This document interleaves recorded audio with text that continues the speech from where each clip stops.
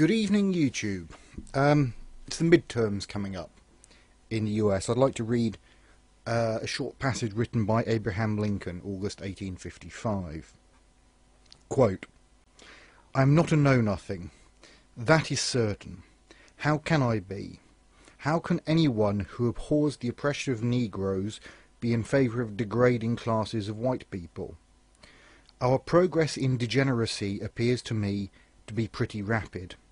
As a nation we began by declaring that all men are created equal. We now practically read it, all men are created equal except Negroes. When the know-nothings get control, it will read, all men are created equal except Negroes and foreigners and Catholics. When it comes to this, I should prefer emigrating to some country where they make no pretence of loving liberty. To Russia, for instance, where despotism can be taken pure and without the base alloy of hypocrisy." The know-nothings, of course, were the populist, nationalist, anti-foreigner demagogue movement of the time. I see a lot of similarity between the Tea Party and the know-nothings. And I look at what they're coming out with, and it's far too easy to change that little passage I just read out into something which which fits in today.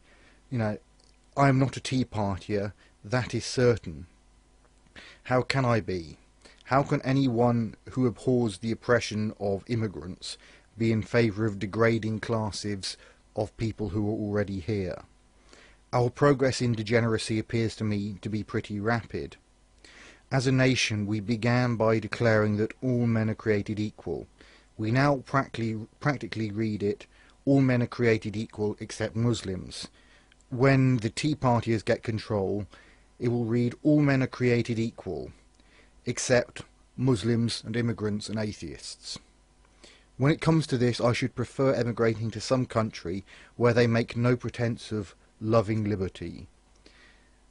To Saudi Arabia, for instance, where despotism can be taken pure and without the base alloy of hypocrisy. The Tea Party, as I see it, represent all that's wrong with the US. The insularity, the small-mindedness, the anti-intellectualism. At times, yes, frankly, the bigotry.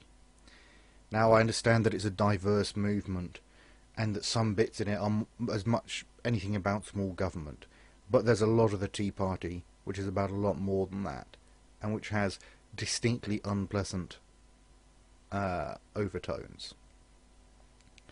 Yeah, I know the Democrats have been rubbish, but for what it's worth, if I were in the US, I would encourage everybody to vote for the Democratic Party, the Democratic candidate. There'll be one or two exceptions where the Democrat is a loon, but particularly if the opponent is a Tea Partier, I see a strengthened Tea Party coming out of these elections, meaning that they'll be able to run somebody of the Sarah Palin mould for the presidential elections. And even if they don't win, to move politics and discourse in the US in a thoroughly unpleasant direction. It seems to me very hard to believe that Abraham Lincoln would vote for the grand old party at these midterms, and that's a sorry state of affairs. I'm DLandoncole. I'll see you next time.